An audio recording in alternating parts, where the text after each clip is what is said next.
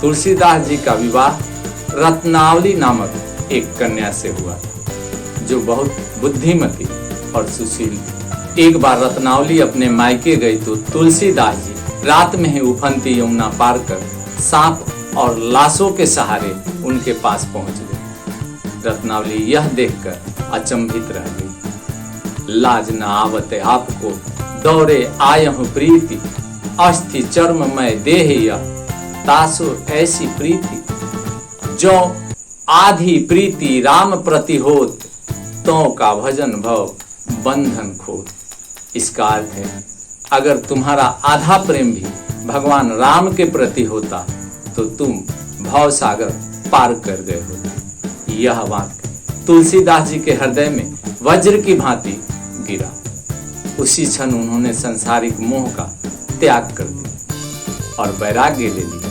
उन्होंने अपने पत्नी और गृहस्थ जीवन का परित्याग कर साधु बनकर भगवान राम के भक्ति में जीवन अर्पित कर दिया। तुलसीदास जी ने काशी, अयोध्या, चित्रकूट, प्रयाग, हनुमानगढ़ी, काशी, विश्वनाथ आदि तीर्थों का भ्रमण किया। वे राम कथा का प्रचार करने लगे। उन्होंने लोगों की संस्कृत की जटिलता से बाहर निकालकर अवधी भाषा में भक्ति का सरल मार्ग दिखाया।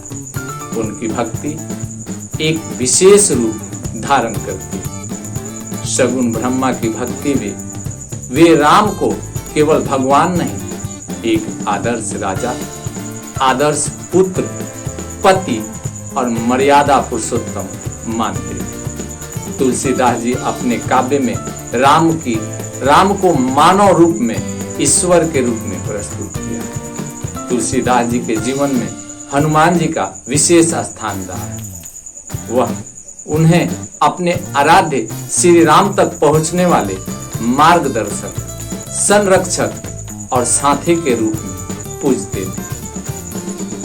कहा जाता है कि जब तुलसीदास अयोध्या में राम कथा सुना रहे थे तो एक दिन एक ब्राह्मण उनके पास आया और कहा, मैं आपकी कथा से प्रसन्न हूं, आप जो चाहे मांग सकते हैं। तुलसीदास जी ने विनम्रता से कहा, यदि आप सचमुच में कृपा करना चाहते हैं तो मुझे श्री राम के दर्शन करवा दीजिए। ब्राह्मण ने मुस्कुराकर कहा, चले जाइए चित्रकूट, वहां आपको दर्शन। और फिर वह अदृश्य हो गए। तभी तुलसीदास जी समझ गए कि वे हनुमान जी थे। चित्रकूट में जाकर उन्होंने कठोर तप किया और वहीं उन्हें श्री राम और लक्ष्मण के बाल रूप में दर्शन। जब वे बच्चों को पहचान न सके तो हनुमान जी ने प्रकट होकर बताया, तुम्हें जिनकी तलाश है वे यही है। तुलसीदास जी का सबसे महान कार्य श्री रामचरितमानस की रचना है, जिस काव्य की रचना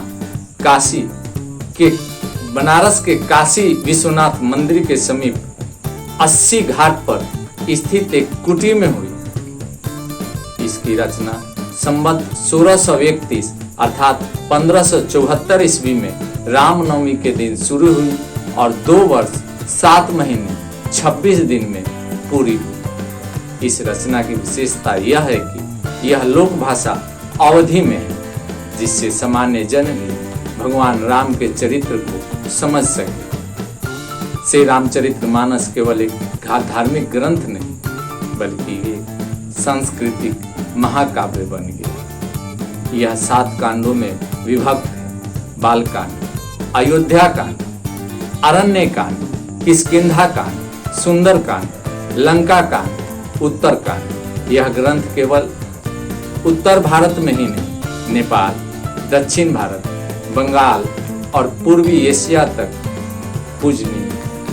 तुलसीदास जी की यह रचना जब सामने आई तो संस्कृतवादी ब्राह्मणों ने इसका विरोध किया। वे इसे अपवित्र और अशुद्ध कहने लगे क्योंकि यह संस्कृत में नहीं थी। लेकिन तुलसीदास जी ने स्पष्ट कहा, संस्कृत सुनहि विधारत, बिनु अर्थ जान न कोय, अवधि कहीं सोई जना, जा सुख कृपा करी हो। विरोध इतना बढ़ा कि काशी में श्री रामचरितमानस को भगवान विश्वनाथ के मंदिर में रखकर यह परीक्षा की गई कि क्या यह ग्रंथ ईश्वर को प्रिय है।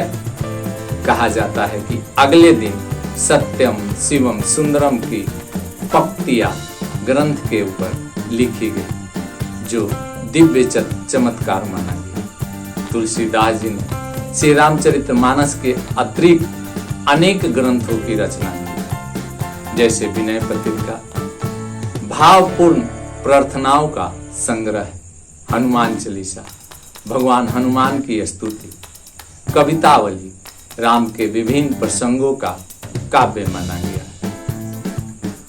गीतावली, दोहावली, वैराग संदीपनी आदि उनकी रचनाओं में लोक भावना, भक्ति, नीति, प्रेम और दर्शन का अद्भुत समन्वय है। गोस्वामी तुलसीदास जी ने अपना अंतिम समय वाराणसी में बिताया।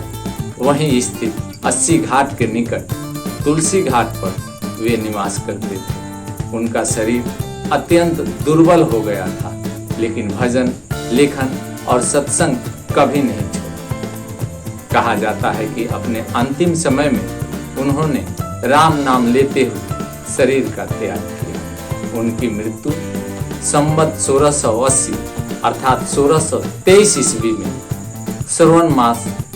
श्रवण कृष्ण त्रयोदशी को हुई।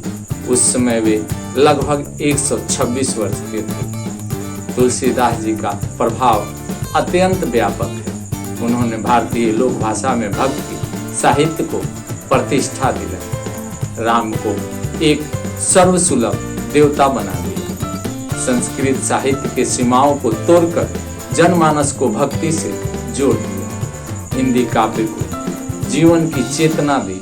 उनकी रचनाएं आज भी भारत के करोड़ों घरों में पूजी जाती है।